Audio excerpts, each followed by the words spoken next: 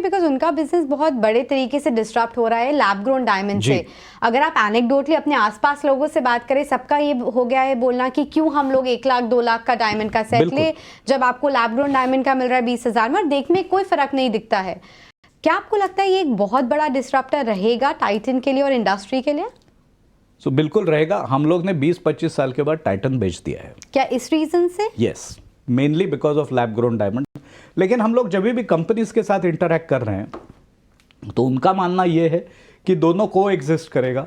Natural diamond की demand भी उतनी ही रहेगी। मैं ये नहीं मानता हूं, क्योंकि लैब ग्रोन डायमंड और नेचुरल डायमंड खाली दिखने में एक नहीं है, उनकी प्रॉपर्टीज भी सेम है। It's like an IVF baby and a real baby, कुछ फर्क नहीं होता है, बेबी तो बेबी ही रहती है। वैसे ही है ये इसका।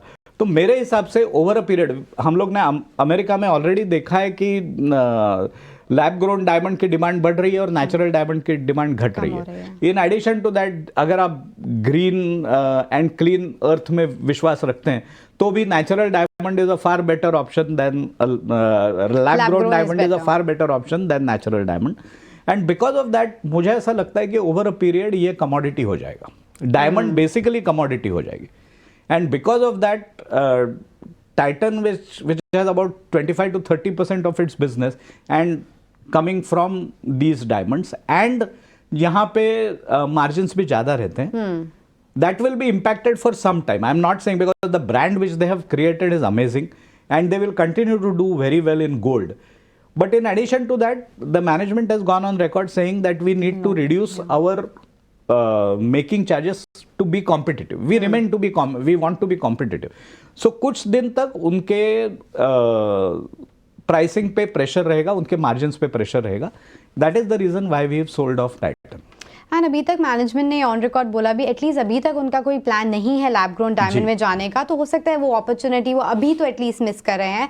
पर थैंक यू मिलिंद सर हमारे साथ जुड़ने के लिए. 12 से 18 महीने की बात करें तो निफ्टी का रिटर्न जो है 20-25% हो चुका है. 2023 में बहुत अच्छा रन था, 2024 का रिटर्न बहुत अच्छा है एंड एवरेज देखें तो हम 12-14% के आसपास होता है.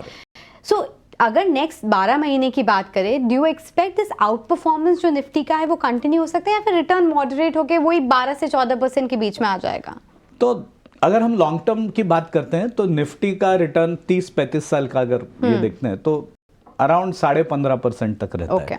जो अगर मैं हमारी लॉन्ग टर्म ग्रोथ के साथ, इकोनॉमिक ग्रोथ के साथ अगर कुछ लॉजिक लगाऊं तो ऐसे दिखता है कि अगर आपका 7-7.5% रियल इकोनॉमिक ग्रोथ है और 4-5% इन्फ्लेशन है तो 12-12.5% तो ग्रोथ इकोनॉमी में ही है. Correct. तो अगर अच्छी कंपनियां जो है उनको कम से कम 25 से 30% इससे ज्यादा ग्रो होना चाहिए.